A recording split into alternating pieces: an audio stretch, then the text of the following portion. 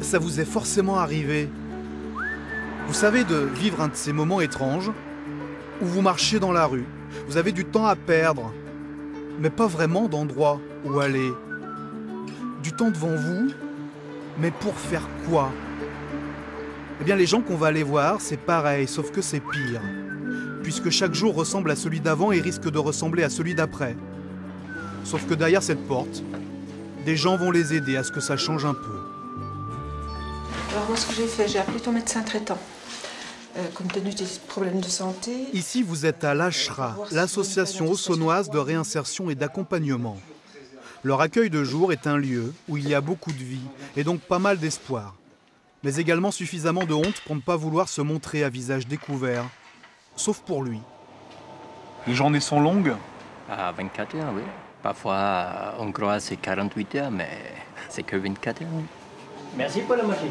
Johann Hertz est autrichien. Il a 54 ans, il fait plus. Il faut dire qu'il en a passé 15 dans la rue et plus encore dans l'alcool, ceci expliquant cela. Johann n'a aucune ressource à part un hébergement fourni par l'Ashra, le moral et la dignité. Vous faites la manche, vous, Johann? Ouais. Dimanche. Le dimanche? Ouais. À l'église. Ça marche? Ouais.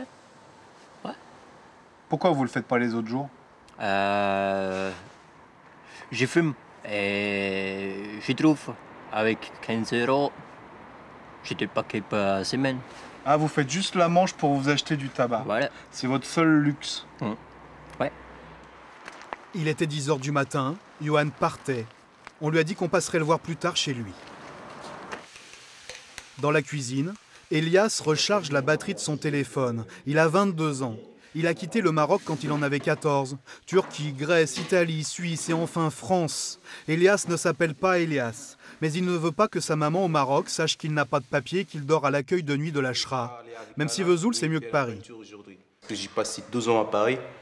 Là, ils donnent même pas un coup de main, ils s'en foutent de moi, tu vois. Mais là, je me sens qu'ils m'aident, tu vois. Eric, lui, a 42 ans. Il sort d'1 an et demi de détention. Il dort à l'accueil de nuit et passe ses journées à l'accueil de jour. L'Ashra l'aide à monter son dossier pour intégrer un chantier d'insertion. Et dans 3 jours, il part avec d'autres et Rachid, l'éducateur sportif, passer 5 jours à la montagne pour skier et même se manger une fondue. Il y a un budget fondu que j'ai fait en sorte de garder quand même au moins une petite sortie restaurant sur la semaine pour justement goûter à la fondue savoyarde. On en sourit, mais c'est super. C'est génial. Voilà, on se bat tous les jours pour avoir des subventions, on se bat aussi pour que les gars puissent avancer, même à leur rythme, puissent avancer dans la vie de tous les jours. C'est pas tous les jours facile. Voilà, donc on fait au mieux avec les moyens qu'on a. Les moyens, justement, parlons-en. Jean-Luc Morand est le coordinateur des équipes de l'Ashra. Sébastien Leduc, le président de l'association. Chaque année, les aides européennes et les subventions diminuent. Les éducateurs, personnels, administratifs et bénévoles doivent faire avec. L'État a permis quand même de pouvoir finaliser nos missions pour l'année 2014. On espère bien sûr qu'en 2015, l'État soit toujours très présent dans le cadre des financements. L'Ashra dispose d'appartements pour héberger les plus précaires. C'est votre salon.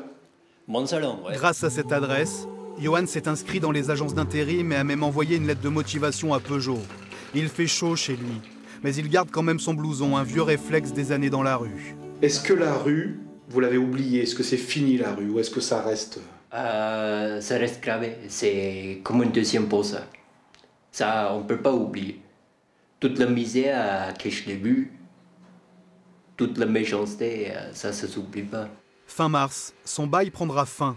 Johann sera peut-être de nouveau du mauvais côté de la fenêtre. Et s'il faut partir alors? C'est la vie.